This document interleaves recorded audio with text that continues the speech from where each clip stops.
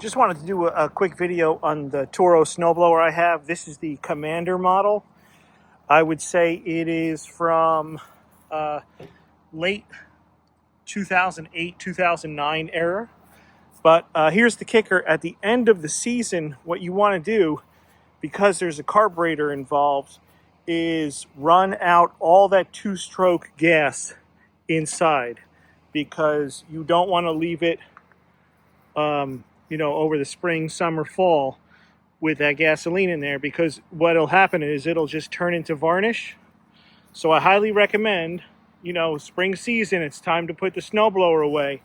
Just fire it up and run it until there's no more fuel in the system.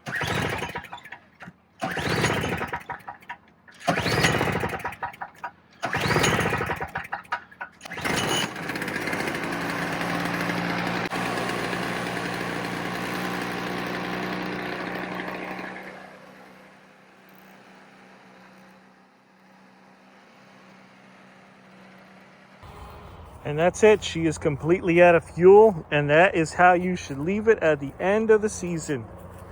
Trust me, you will thank yourself going into winter. All right, I hope this video helped you out, and I'll catch you in the next one. Thanks for watching.